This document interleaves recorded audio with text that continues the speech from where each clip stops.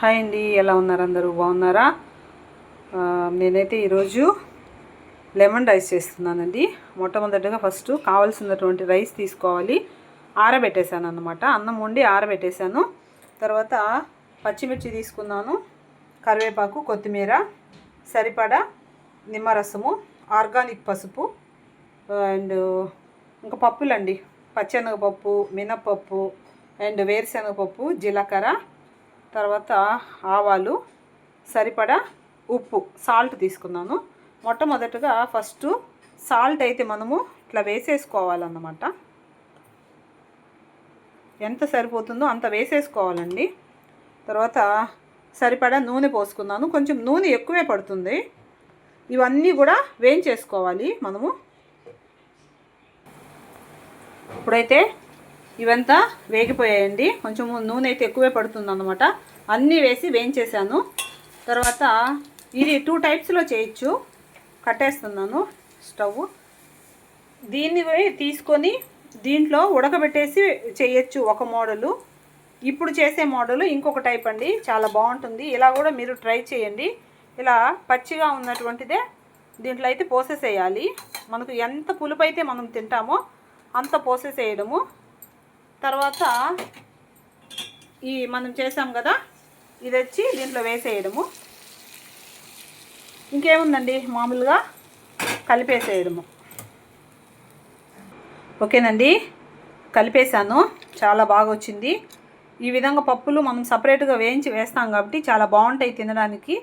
మనము ఒకేసారి దాంట్లో ఉడకబెట్టేసామంటే పప్పులు అయితే అవి చాలా మెత్తగా అయిపోతాయి. కానీ ఇలాగ చాలా బాగుంటుందండి.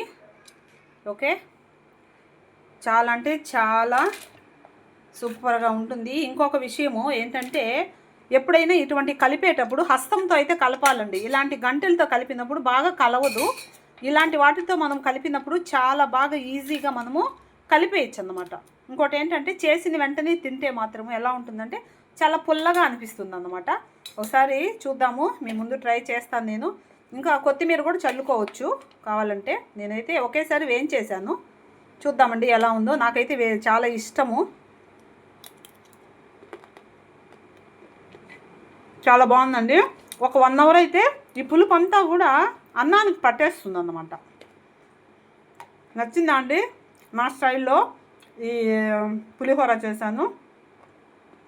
ఇలా చేసుకోవాలంటే మీరు చేసుకోండి. పులిహోర చూసేశారు కదా.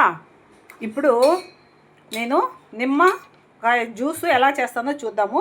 వాటర్ తీసుకున్నాను. తర్వాత సరిపడా షుగర్ అయితే వేసేసానండి. షుగర్ అయితే కరుగుతూ ఉందన్నమాట. అంటే మనము తినేటువంటి స్వీట్ని బట్టి వేసేసుకోవాలి. తర్వాత ఈ జ్యూస్ని అయితే వేసేస్తున్నాను. ఎంత కావాలో అంత వేసేస్తున్నాను. కావాలంటే వాటర్ అయితే కలిపేసుకోవాలి. ఇంతేనండి. ఇలాగ చేసేసుకొని చూద్దాం పులుపు ఎలా ఉందో. ఈ షుగర్ ఎప్పుడైతే కలిసిపోతుందో అప్పుడైతే ఆ పులుపు అనేది తగ్గిపోతుంది అన్నమాట. నేనైతే షార్ట్ చేద్దాం అనుకున్నాను. ఈ 2 చూపించేలేకి లాంగ్ వీడియో అయిపోయిందండి. ఇంకేం చేయలేము. ఇట్లా ఇది బాగా కరిగిన తర్వాత కొంచెం వాటర్ అయితే పోసుకోవచ్చు. నేను కొంచెం వాటర్ అయితే కలుపుతాను. తర్వాత ఇంకేముంది, ఇలాగా గ్లాస్ బాటిల్లో పోసేసుకొని ఫ్రిడ్జ్లో పెట్టేసుకున్నాం అనుకోండి. అప్పుడు కావలసినప్పుడు ఈ ఎండాకాలము మనము తాగొచ్చు అన్నమాట.